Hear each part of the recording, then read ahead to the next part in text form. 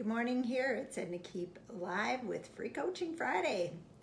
And before we get started, I just want to let you know that if you want to build a multi-million-dollar real estate portfolio and you want my help, go to 90days-to5k.com. Today, we're going to talk about acquisition fees. So if you want to get started in multifamily, one of the things that I make sure and teach my students is how to get paid to do that. So there's a lot of work involved when you're searching for buildings and educating yourself on what needs to happen and how to make everything work. You know, how to find investors, how to get your building funded, all that sort of thing.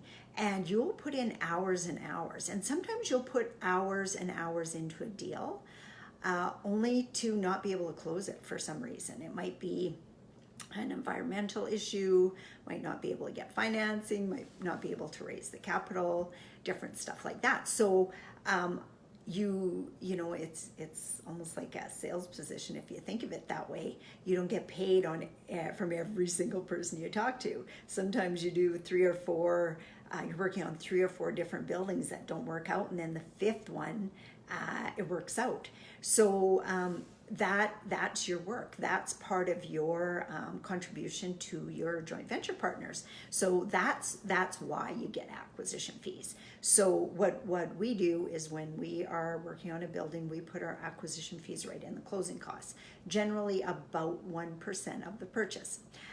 So just for an example, if you're buying a $4 million building, that might be $40,000. Now that's negotiable. Sometimes if we didn't raise enough capital, we still really want the deal, we will lower it or something. Sometimes if it's a really sweet deal, we can make it higher, but that's kind of the general number. And again, a difference too on how you structure your deal. Some of my students are wanting cash flow right away, so they'll take a lesser ownership of a deal. And some people are more interested in building long-term wealth because they've already got the day-to-day income coming in from another job. So they will take higher percentages of the deal. All that will affect your acquisition fees you take. I know a group that does a lot of this in the US, and they get a 1%. I think their percentage is 35%, and the investors get 65%.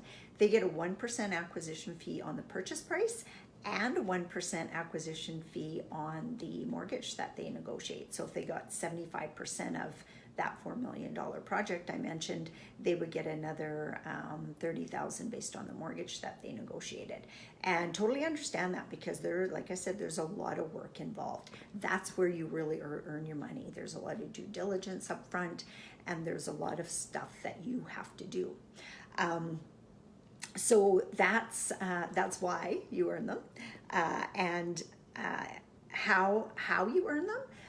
Well, it's doing all that work up front, and then making sure that you raise enough money in your deal to pay that, and do not be scared to mention that. As a matter of fact, full disclosure, you want to mention that to your investors. Your investors got to get used to that right up front. I mean, you need to keep the lights on as well, and you're no good to them if you starve to death. I always think of that analogy. You know what? When you're on an airplane and there's an oxygen problem, who do you put the oxygen mask on first? Yourself, right? Because you're no good to the rest of your family if you run around and put their oxygen mask on and then you die. You know, so keep that in mind. You have to be able to make a living while you're building this business.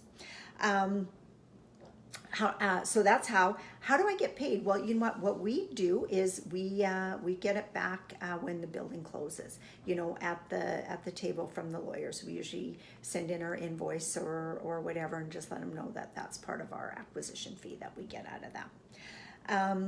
What else do I need to tell you about that?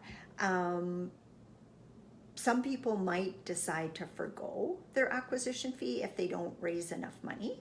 I say push really, really, really hard to do that, because that you have to take care of yourself first. And it is a lot of work in this business. You know, even the training that you take is hours and hours and hours to be able to do this.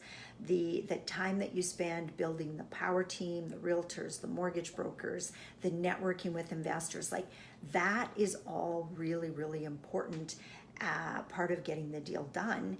And you need to be able to make money on it. It kind of makes me think, you know, if you don't pay yourself on that, it's like the person who, you know, does these crafts. I don't know if you ever go to these craft shows and you see all kinds of just really neat things from wagons to, you know, fine woodwork, different stuff like that.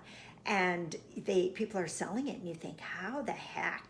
That's barely covering the cost of your material. A lot of people don't consider the amount of time that they put into it.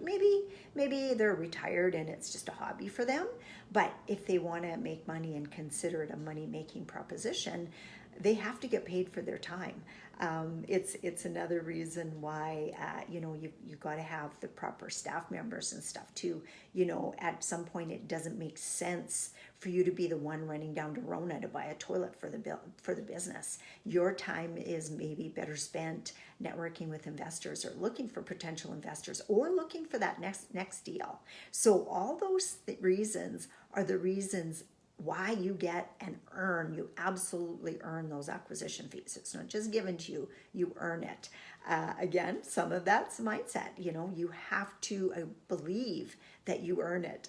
And after you've done the work for a while, you'll get to know, because like most of my students say, I had no idea how much work it was going to be till I, you know, started doing the due diligence, started working on that deal. You know, it does take a lot of time. So you are a valuable person to be able to get that done for your investors. So make sure you give yourself credit for that and earn those acquisition fees. So I hope you got value out of that. If you have any questions or have any specific topics that you'd like to talk about, please post them in the comments. I'm trying to do these every day. Not sure if it's going to happen going forward. Sometimes I get busy in my day-to-day and I get to the end of the day and I go, holy cow, I just didn't even have a chance to get that done. And again, if you want to build a multi-million-dollar real estate portfolio or seven-figure real estate portfolio business and want my help, reach out to me at 90days-to5k.com. Have a really, really good weekend, and we'll talk to y'all soon. Hey, good morning, everyone. Nice to see you all on here. Hi, Walter. Oh, you got the book, Walter. Awesome. I'm so glad you got it. Yeah, let me know how you like it. Oh, and you're going to be working on your videos this weekend. Well, remember to post it in the six-figure JV group. We'll be looking forward to it. Good morning, Dan. Nice to see you on. Haven't seen you for a long time. Natalie, hi. Hi, Dean. Okay, everyone, have a really, really good weekend, and we'll talk to you all on Monday. Bye for now.